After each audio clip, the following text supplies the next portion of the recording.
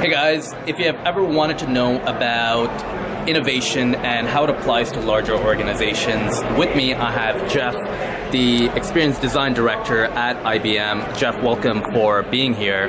Yeah, I'd love to find out more about your experience with innovation and how do you find it dealing with the corporate culture within larger organizations? Sure.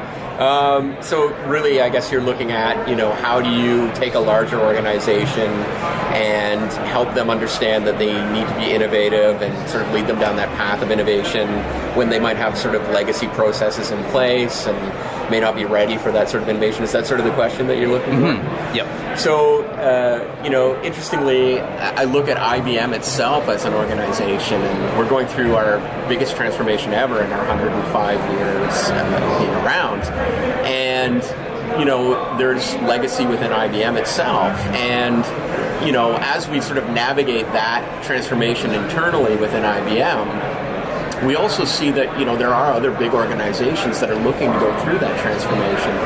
And we have a process called IBM Design Thinking where we actually invite clients and prospective clients to go through this workshop with us where we start to help them understand by having, their real client stakeholders in the room with us. We go through this process of working with them where we start to help them understand how they can transform.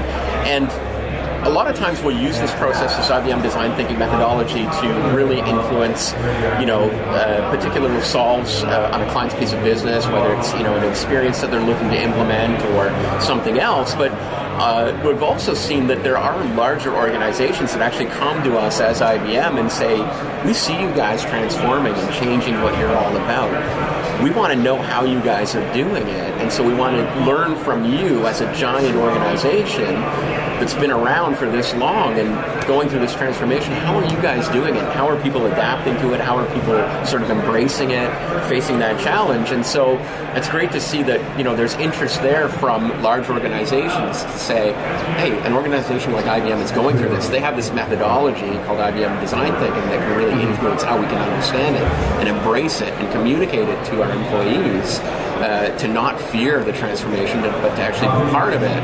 And so it's interesting that, because we're going through it, these kinds of organizations are coming to us to help them go through it as well. Interesting. So how is IBM Design Thinking different than a normal design thinking process? Yeah, so IBM Design Thinking, very similar. I mean, it all comes out of the IDEO school, or the IDEO agency and that school of thought around design thinking. And, everyone has sort of their own nuances in terms of the process, but it really is about getting people together, working with them to solve the challenges, co-collaborating, often using sticky notes and moving them around on the wall or on a board.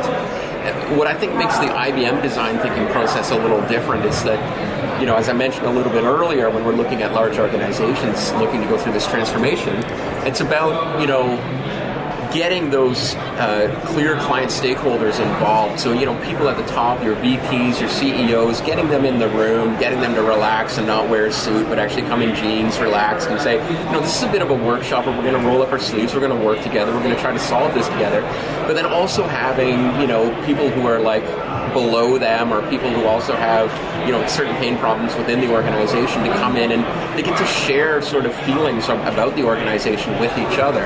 And it's, the hierarchy is kind of removed in that scenario and you start to be able to listen to pain points coming from both sides. And so from that, you're able to really establish a fundamental groundwork for where you can take things going forward and come up with a clear point of view at the end. For IBM, in terms of our IBM design thinking process and what makes it different when we're looking at sort of solving something from a consumer standpoint is that, the way that we do it by having people at the heart of this process and looking at these pain points and co-collaborating on these ideas together, we're able to implement these ideas quicker, faster, and at a scale that most other places, I would say no other place really can do. Interesting. So as you take a look at legacy organizations, with the new exponential technologies, whether it's AI or peer-to-peer social network, machine learning, cognitive, how should organizations integrate the resources, especially when you look at, well, I'm not sure it's going to be successful. So how should they kind of brace for the entire process?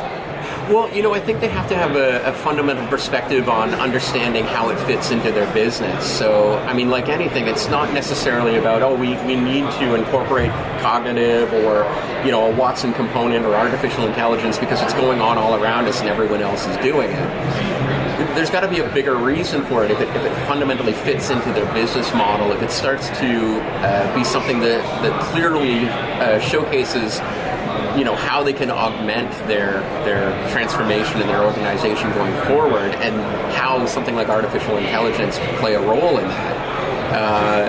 If they can clearly see that, and that it's not just something that they feel that they need to do because everyone else is doing it at the time, then you start to have an opportunity to say, okay, that it needs to happen.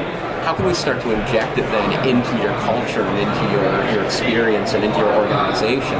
And so from there, it's really looking at how much of an impact something like artificial intelligence, using that as the example as you brought up, could play in their organization going forward, and then starting to help them understand where to position that and how to get the right people onto something like that, and then train them or hire staff that would be very well versed in that arena to really help inform that change within the organization.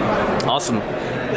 Is there any final thoughts you'd want to leave with a CEO of either a Fortune 500 versus a smaller organization, let's just say 50 to 100 employees, who's currently not innovating?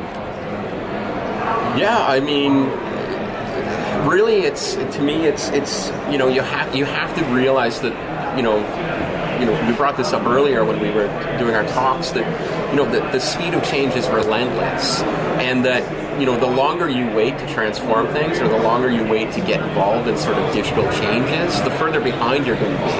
But it's not just about trying to be with the curve. It's about getting ahead of the curve, but also making it authentic to whatever your brand or your position is. So making sure that you understand what is your own personal roadmap for your organization.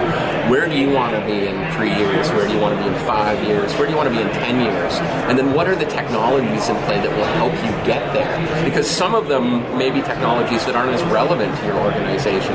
Some of them will be. Some of the technologies may not even be there yet. So then you have the opportunity to actually invest in making those technologies a reality, and then becoming a leader in that space by so doing. Love it. Where can people find out more about IBM iX? You can go online and Google IBM iX and go to the site. Lovely. Thanks so much, Geoff. Thanks very much.